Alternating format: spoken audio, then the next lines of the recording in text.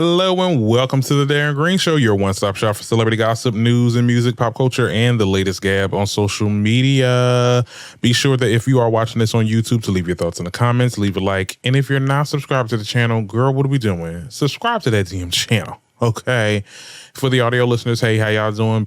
Be sure to leave a rate and review for the podcast. We gotta make sure we are impacting the algorithm in any way, shape, or form. And you guys are doing a great job. Like, you guys have really been listening and watching and interacting, if you're interacting on YouTube and all that. And it's definitely not going unnoticed.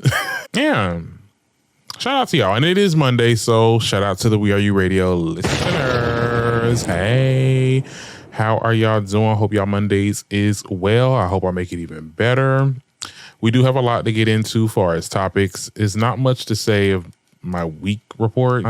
I'll be working and going home and playing Sims. I did see Deadpool and Wolverine. It's a very interesting movie. I'm a nerd out for a little bit, so bear with me, right? I definitely like the direction in which Marvel is going now. I feel like they got the idea. Slow down. Let's not like mass produce these badly CGI and badly story written films. This is definitely it was very shocking that this was a rated R movie, which Marvel has made it their business to renege on movies like that. Like, I remember when they were promoting the whole idea of Doctor Strange's sequel movie to be like a horror story, and it would have been rated R. They reneged on that once the movie actually dropped, and it was very much lighthearted, which caused the movie to flop, of course. This was actually pretty interesting. I'm a big fan of Ryan Reynolds, so that's already a thing. Hugh Jackman will forever be Wolverine. He did his thing. It was very interesting seeing like Wolverine like cursing and stuff. Like, I know he does it. Like, I know that's what he does, like in real life, but just to see that in film was interesting to watch. And I really have high hopes for Marvel now. I think that a lot of their releases are going to be different now. And I think that's a good thing, because now they're taking time with their content. They're not rushing things. I think their next Avengers movies is going to be like 2026. And we just found out that Robert Downey Jr. is going to be playing Doctor Doom, which I think is interesting. But I'm going to trust the process, because we've known Marvel, like the MCU Marvel, to really make unpopular things popular. Like, we know that Iron Man and Thor and all those, like I said, I'm about to nerd out for a little bit. We know a lot of those heroes, they weren't as popular as they were in the comics as they are now, because Marvel made it that way. They made them popular. So I am going to trust the process and see what it gives. And hopefully a lot of their other franchises over there in Disney can get a little better. Let's slow down with Star Wars and all that good stuff. I promise you, I'm not going to nerd out even more. That's it. We can actually get right into the mess, honey, because I like to get right into it, child. I ain't got nothing else going on, honey, but these topics. We do have to talk about Imane, Khalif, and that situation of her being accused of trans at the Olympics. We'll get into that. We'll also talk about Cardi B and how she's dealing with her new announcement that she's divorced and pregnant, child. Okay. We also have to talk about Simone Biles and how y'all still not over her man. Y'all are still over there trying to drag this man. She over here dragging y'all in the process. We'll talk about that too. And then we'll also talk about how Ice Spice's album flopped. All that and more coming up on the Darren Green Show. Now, we can start with our first topic. I did want to talk about this very briefly. I don't have much to say other than, girl, y'all, the general public, the media, y'all have to stop. I'm sick of this. This is not really a recurring conversation, but this is definitely like the conversation has gotten bitter. And I'll get into everything. I'll piece together what I'm trying to say with all this.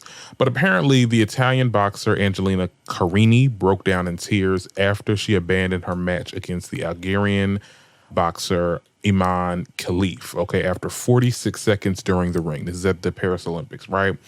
Now, Karina admitted that she pulled out after being hit harder than she had ever had before. Now, it only took 2 punches from Khalif for her to start bleeding. She said, in quotes, "I am broken. I went to the ring to honor my father. I was told a lot of times that I was a warrior, but I prefer to stop for my health. I have never felt a punch like this. Now, it sparked some conversations, right? A lot of online conversations as to whether or not Imane was born female or not, right? Previously, she failed a gender eligibility test at a separate organization, BIA, that was banned, that essentially made her be banned from the Olympics in 2019. She had heightened levels of testosterone on the test. According to the IAB president, it may have been due to the athlete being born with XY chromosomes, right? But the IOC spokesperson, Mark Adams, clarified that the situation is not a transgender case, right? Adams added that Khalif was born female, was registered as female, lived her life as a female, boxed as a female, and has a female passport. She's also lost fights. She won fights, she lost fights before, so it's not like there was a unfair advantage here. Not to mention that being a transgender is illegal in Algeria. So her very existence would be contradictory because it's not legal. They certainly wouldn't allow a transgender to fight or to box for their country. That is just completely lie. It was lies. They lied. And the world believed it for a couple days, maybe. Yeah. And it wasn't until there was some blogs that came out, there was some publications that were really pushing the story.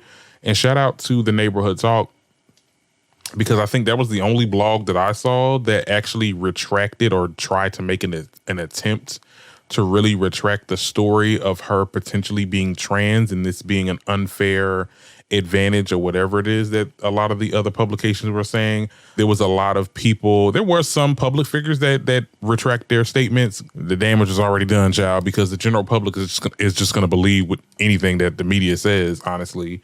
First and foremost, and I guess we can start with my notes for this topic, I hope that now y'all see that transphobia really affects all women. I think everybody needs to give Imane the biggest apology possible. You can say the media should. I really personally think that the general public should, because the general public was y'all were the ones that was in the comments. I'm pretty sure this girl probably had some run-ins with people in real life. You get what I'm saying? Probably in the DMs on social media, tweets, just all over the place. I seen this girl talk and she just looks broken. And I really hope that this does not deter her from wanting to pursue a career in the athletic world. I feel bad for her. And to the woman that was crying, because and I'm not gonna alt-right, because a lot of people are now dragging Angelina. Now y'all saying, oh, Karen and white women tears and all this other stuff. But like at the end of the day, y'all the same people that was saying all that was the same people that was coming for Imane because y'all thought that she was trans. Like, I just call bull crap on the general public. Like, now y'all mad at Angelina. She never really said that the girl was trans. She just said she just never got hit. And this is not me defending her, because girl, you're a boxer. That's what you're supposed to get hit hard. You get what I'm saying? But like, she never really said the girl was trans. I think everyone made that assumption. The XY chromosome conversation happened, and then they saw what Imane really looks like, and Imane does. I'm not saying that she looks like a man. I'm not going to say that, but I'm just saying that people were saying that. And it added on to the whole theory that this person is trans and this is an unfair situation. We've been having this conversation for some time now of trans women playing in sports. There's always trans women, it's never trans men. We've been having this conversation for a long time now, and this was just like the perfect opportunity to showcase how there should not be trans women playing in women's sports, right? Y'all have so much hate for a group that y'all mistake your own for something she's clearly not, because y'all didn't do y'all research. There's people, and at the end of the day, being at these blogs, a lot of these publications, or people are just not looking back and watching how the story develops. People are still thinking that this woman is trans. I've seen comments talk about some of y'all ain't gonna trick me. I know a trans when I see one. I'm like, oh, okay. I think that this is very dangerous. I think that this is going to incite more transphobia across the general public. And look, here's the thing. And I said this on a tweet, actually. who cares about telling the truth anymore when the lie is so convenient and so attractive and it really fits into the narrative of what they're trying to say? The world is making us out to be, and I say us as queer people, is really making us out to be like the boogeyman, and it has the general public hating us, inciting violence, and a whole lot of other stuff. Because at the end of the day, when you think about this subject, this is not the only time where a cis woman was accused of being trans. Like it in real life, and I'm not just talking about in the sports world, there has been cis women that have been killed, they have been attacked, accused, ridiculed because they look trans, air quotes, whatever that means. And that's why I say that transphobia really does affect all women. I think the conversation that has the whole XY chromosome, I'm not going to get real science-y with that, because there has been more reports saying that women have been known to have those XY chromosomes as something that happens, as a mutation or whatever you want to call it. There was conversation of her being potentially intersex, which is no longer a theory anymore. There is women that just exude that XY chromosome. They can't help it. It's just the way they were born. Just there's men that can exude estrogen and all this other stuff. Like I said, I'm not going to get too sciencey on it because I'm not a scientist. And I think a lot of y'all need to stop acting like you're scientists and stop saying, oh, what the science says. Girl, science, girl, it's nuanced, okay? It's always changing. People are finding out new things about both genders. I'm not trying to say it really is a spectrum out here, but like it could be.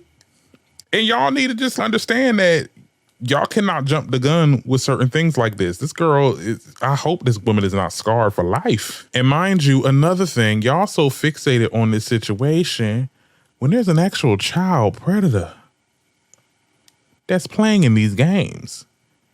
But nobody cares about that. Nobody cares about that because you could be anything you want in this world.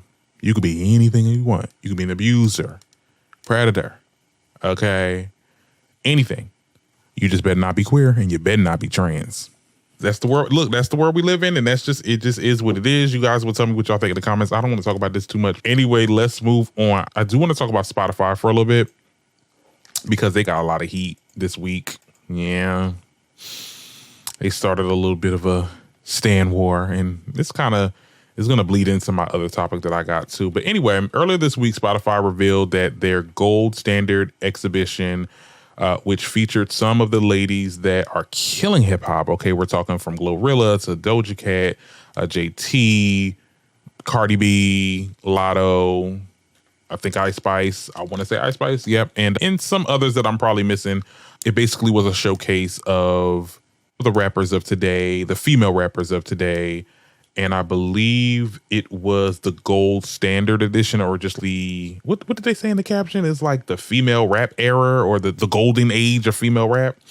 And some people were upset that certain names weren't talked about, or people weren't in the fold in this exhibit. People were saying names like Lil' Kim or Missy Elliott. Nicki Minaj was one of the bigger names that people felt a way that she was not included in this specific exhibit that they had. But in more recent news, the actual creator, the lady that actually painted these images of the different rappers, she spoke out and basically said her piece. I'm going to read it right here. He said, a half a month ago, early, I was contacted by Spotify to create 11 portraits and a general composition for an exhibition, the gold standard, right? This was to be my first solo exhibition. I was honored to draw portraits from Cardi B to City Girls, Doja Cat, Flo Milli, Glorilla, Ice Spice, Lotto, Megan Thee Stallion, Sweetie, and Sexy Red. Okay. Now, the exhibition was held in New York, and I can't wait to share more of this adventure with you in the days to come. Thank you so much for all your support in this adventure, and to everyone who helped make my dream a reality. Okay. She said, P.S. Okay. Don't come after me in my DMs. Nicki did not want to be a part of the show. Are we surprised? I'm not surprised. I'm just keeping it real. I'm not surprised. Y'all were fussing, cackling, and probably in this girl DMs cursing her out for dear life. And I'm not going to name her, because it seems like as this blog kind of blurred out her name, so it sounds like she doesn't want to be mentioned, her name. So I'm going to respect that. Even though I do know who this is, like I've seen her handle before. Y'all jumped the gun. Y'all probably was in her because she clearly said, get out of my DMs. Bullying this girl because y'all thought she was being shady. Y'all thought Spotify was being shady by not adding Nicki when all the while Nicki did not want to be a part of this. Why did y'all think Nicki would even want this? They called it the golden era of female rap. Nicki is not really in the gold. She's not in that roster because she was the blueprint of the golden era in which we see now. And I know people gonna be in the comments talking about something. Oh no, you gotta say Kim. Okay. I never said Kim wasn't a blueprint. Nicki is a blueprint. Kim is a blueprint, but Nicki is definitely a blueprint. Let's be very clear. All of her influence is in a lot of the imagery that you see here. Okay. So let's be very clear. It just would make no sense for her to be there. Now, if it was a blueprint of women in hip hop, then yes, okay, Nicki should be on there. If she wasn't on there, then what the hell? Nicki is with her peers. Okay. That's when we talk about the rap Rushmore, like that's where Nicki's at. Okay. The big four, big five, whatever you want to call it. She's over there. She's not right here. And for any of the stands to really jump the gun like that, and this is why I say it's going to bleed into my next topic, because I really feel like stan culture has really they ruin everything. And I'm not just talking about one specific stan group, because it's really all of y'all. It's not just like, I'm not coming for the people that are just regular fans of artists and stuff like that and really love and what they do and stuff. I'm talking about the bitches that be doxing people. I'm talking about the people that be, in the comments, talk about somebody's mom, like you don't even know a person, but they say one little thing, or you think that they're trying to slight your fave and you want to get in their DMs and say, oh, I got your number. I'm going to release it to the world. I got your address. I'm going to post it. Like that dude that y'all be posting on Twitter all the time that be having like pictures of people, famous people that he doesn't like, and he burns, like he literally prints it out. He has a color printer, prints out these various celebrities that he don't like and literally burns it with a match or whatever. It just be like, oh my God, they tank so bad. Like y'all are just like ruining pop culture before our very eyes. Like, y'all need to stop. Okay. Cause it was never that deep. Okay. And at the end of the day, your faves are just not going to be a part of every little project that's going to be done. I would have loved to see Nicki on here. It would have been interesting. I wonder how they would have placed her, because there's a lot of artists that are on that or also that don't really mess with her like that. I just wonder. But anyway, let's move on, because I don't want to talk about this too much. I just want to get your guys' thoughts on that real quick. I did want to talk about Cardi. Okay. Since we're on female rap. Because, baby, this girl had a week on her. Okay. I'm going to read this little excerpt. I'm going to give you guys my thoughts. Now, as y'all know, exclusive reports this past week came out that Cardi B was filing for divorce from Offset. I actually did a TikTok video on this. I haven't done a TikTok video in a long time. Okay, because this brought me out of my TikTok retirement. Low key. This also was the same day that she announced her third pregnancy by Offset. I don't really mess with Cardi B like that. This was a bit iconic though. Like that was like, not the reports came out, like TMZ came out with their little exclusive or whatever, saying, hey, Cardi is basically like divorcing Offset. This is an official thing. And then she popped out with a announcement that she's pregnant. I mean, we already knew because we seen the baby bump. But the same day that the announcement came, I'm living. Okay, now there was also some other reports that were saying that there was like one friend that claimed Offset's failure to be more supportive contributed to the reason why the divorce happened. There was a friend that basically said, in quotes, as a mom, she expects a partner that contributes fully, that puts the family first. This just happened. This just wasn't happening. In general, he just doesn't support her like a husband should. She needs good vibes and positive energy only in her life. The individual told People exclusively. Now, this was on People. what is going on with y'all high, mighty, higher than thou publications putting out these stories that is just like, girl, what? Like, that's what it was?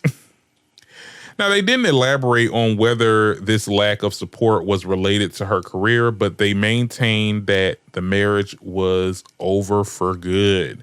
Now, Cardi B made a response to because I think the Jasmine brand reposted this story, and she made a comment basically saying, okay, it's getting really weird here because I say that he helps me a lot with my business and kids, never in my career, no matter what I went through. I had friends or family go to the media, so I don't know who is the damn source going to People magazine.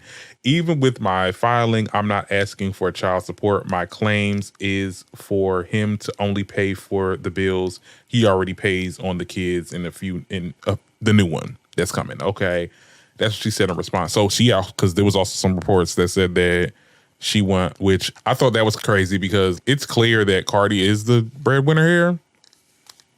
And I said, girl, you better hope he ain't trying to ask for no damn child support, honestly. Truly. I'm just saying. Yes, I didn't believe that story. Just I don't believe that. I mean, clearly they got divorced for some reason. I'm not going to say that the People magazine story isn't true because it could be. It could be. Because at the end of the day, Cardi, the reports came out that it wasn't because of cheating. So if it wasn't because of cheating and it wasn't because he doesn't support you, then which one is it? What is the reason why you got divorced then? I think it has all to do with the cheating. I don't care what the first initial reports was. He definitely was caught out there with some girls throughout the years. You got tired of it and now you're divorcing him. Now, do I think that this is like finite and this is, I don't know about Cardi. I don't know. Because last time, Cardi has been threatening to leave this man since the inception of their relationship. Okay, I'm gonna sit back and watch, and I think that's what we all can do because she's playing a good game here. This is good. This is a good marketing tool too. Yeah, we love a breakup album. She's about to drop an album allegedly this year. So we love a good breakup album. Get people hyped up to see what you got going on. She says that they are in good standing with each other. There was some crazy reports that came out. They're saying that he was living in his car and stuff like that because he posted like a couple videos in the car and it looked like the car was a little crowded in there, like it had a lot of stuff in there. So I'm like, oh, she kicked you out the house, honey. Lord, what's going on? But all in all, I don't know. I don't know if it's real. Like I said, I'm going to just sit back and watch because you cannot trust Cardi. She will be right up under his arms in a couple months because that's exactly what happened last time. You said, you know what, I'm filing for divorce, this, that, and the third. We was like, oh my goodness, okay, you coming into your own. But then boom, back up under his arm. I think there was, he did like a performance or whatever, or she did a performance. And then he showed up on stage to be like, he's going to do some corny shit that's going to win her over. Like, us Libras, honey, we really don't know when to let go of some toxic situations. I do feel for, even though I don't mess with her, I feel for her in that way. If she is really going to divorce him, if it's going to be finalized and she's going to move on with her third child with him, and because she's not an ugly girl, she's going to find somebody else that hopefully is good for her. And people are going to eat it up and they're going to feel however they're going to feel. It's just where we at. You tell me what y'all think about that in the comments. Now, let's move on. I do want to talk about the ice of the spice, okay? And I do want to say this, too, because I don't know.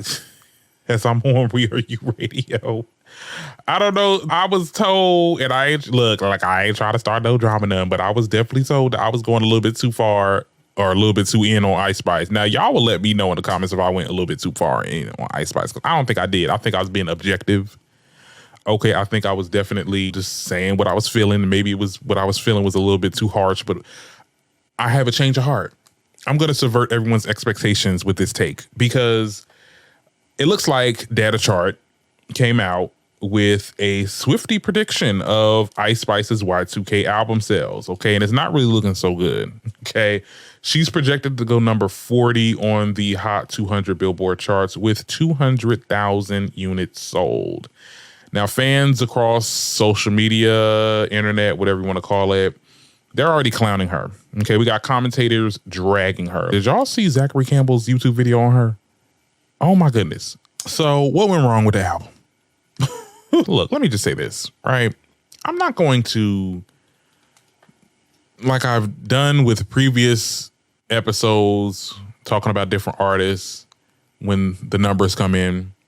I'm not going to talk about what went wrong because there could be a lot of things that went wrong. And there's so many other videos. There's so many different takes on why this album just was not it. I'm not going to regurgitate it and just basically say what everybody else is saying because I like to be different. I'm different. Okay. So I'm going to go in with saying, why do we judge albums purely based off pure album sales anymore? And I am criticizing myself too, because you know what? The last previous episodes of me talking about Ice Spices, Dojas, anybody else that I've talked about recently, I have judged based upon album sales. I don't do it too much, but I definitely look back and I'm like, maybe I shouldn't have said that because I'm always evolving as a creative and having these takes and stuff like that. But why do we criticize based on the actual album sales when we all know that nobody is buying albums anymore? Like, I don't care. And here's the thing. You can sit there and say, oh no, people's buying Taylor's album, people's buying Beyonce, people's buying Nicki. Yeah, they've been around a long enough time to have a cult following, like people that will literally mass buy. There's people, like there's literally somebody, they literally have 10 Pink Friday 2 albums.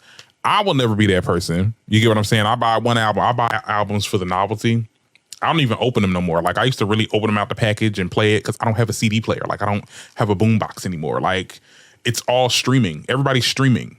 Why are we not judging based off streams? Streams is not, it's such a last, no one cares about it. And I get it because artists don't really get paid from streams like that. They really get paid by the units, but really they're not really getting paid by the units no more because like I said, people are not buying albums no more. Even your biggest artists, let's just bring up Taylor for a second. She got it. She got the unit sold. Like it's over 100K, 200K, whatever you want to call it. But at the end of the day, she's making different versions of her music because she's trying to not keep up with the other artists, but also make sure that her desired numbers are being met because she can't sell it on her own with just one version of the song. Am I lying? Because at the end of the day, she's now making another version of one of her songs from the Tortured Poets album right after we done got the announcement that Charlie XCX and Billie Eilish is doing a song. Now, so it's starting to look away. At the end of the day, I don't think that albums should be judged solely based on numbers. And look, I'm just saying what I'm feeling. I think that it should be it should be judged based on how the album actually is. Now, granted, I don't like Ice Spice's album. I think Y2K was trash. I think that I'm gonna say it's trash. Enough time has passed. It is trash, and it's bad because it's not from the heart or not from any type of growth. Like we see no growth. It's the same formulated sounds. It's the same catchphrases. It's the same lyrics. We have some songs that change the flow, but it's copying another artist. And it's just not giving us anything new. We've learned nothing about Ice Spice since the inception of her stardom here. She has not changed. She has, and the same reason why a lot of people will say Megan hasn't did any changes or did any development with her music. I think it's a lot more development on Megan's album than it is Ice Spice's. And I'm not just here to compare, but I'm just saying Ice has really not said anything monumental. There's no lines that I'm like, wow. And some of the lines that are like more popular than others, it's like it's popular because it's cringe. Like when she continues to talk about like the poop thing and being somebody's poopy and all this other scat play type conversations and just weird. It's very weird. I don't think it's a good album because of that, but that doesn't mean that I think that it's a bad album because of the lack of sales. I think that it's just because people are just not buying albums. And if you really look at the things, these people are packing concert halls and arenas, despite what certain shows in certain areas of the country or whatever, yeah, they're not selling out. And there's some clear gaps, okay, in the audience seats and stuff like that. But they're if they didn't make the numbers, then they're not able to really perform. Like, they have to cancel shows if there's not enough people coming to their concert. So for people to saying that, oh, Megan, there's a lot of concert shows that there's a lot of blank seats on there, but she wouldn't be able to perform if she doesn't have a certain amount that's attending. So even though she's not selling out, people are still showing up. Okay. And that really is an artist's bread and butter, is touring. That's how they really make their money, because they don't really make the money with music, not even the album sales.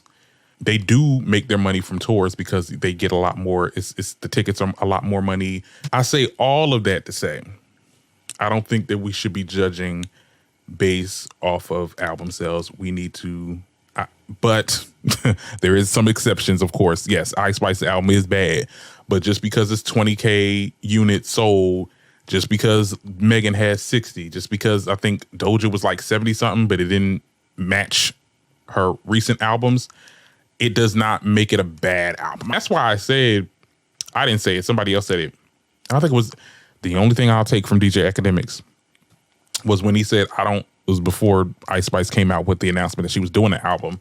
He said that he thinks that Ice Spice should never do an album because she's just not that type of artist. I think there's just certain artists are going to continue to do albums because they believe in making bodies of work, and some artists just wants to be put out singles that are hot for a second, and then they can go on tours performing those singles.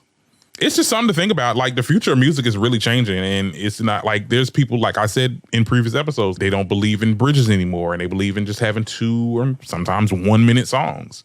I think that we need to really pivot, really, I don't know, it's very nuanced. Like, this conversation is very nuanced. And I would have probably partaked in the slandering and dogpiling of Ice Spice's Y2K album, but I'm not going to do that, because I'm not going to do that just because of the album sales. It's just, I don't know. It's convoluted. But tell me what y'all think about that in the comments, child. I think hope I didn't confuse nobody with this take. But anyway, let us move on. Okay, now I want to get into, this is the last topic? Yeah, this is definitely going to be the last topic. So, Simone Biles. Y'all gonna learn to stop messing with people and they significant others, okay? Let them figure out on their own if they want to cut some ties with people that are not right for them. I say all this to say that Simone told y'all to get her husband's name out your mouth, okay? Look, here's the thing. Simone Biles is hitting back at critics who slammed her husband, Jonathan Owens, for wearing one of the gold medals that she won at the 2024 Paris Olympics. After the legendary gymnast and her USA teammates won the gold in the women's gymnastics team final on Tuesday, Owens posted some shots on Instagram that featured himself wearing his wife's gold medal around his neck while they were taking pictures and hanging out and all that stuff. Now, people weren't happy about this, including this TikToker by the name of Kira. Okay, I've seen a lot of her takes before. This is the same woman that said that Zendaya and Tom Holland were in a queer relationship. This is the same person that told women that like to wear makeup a lot that you're decorating your cage. So she's very like pro-feminist, alt-feminist, hate men type feminist.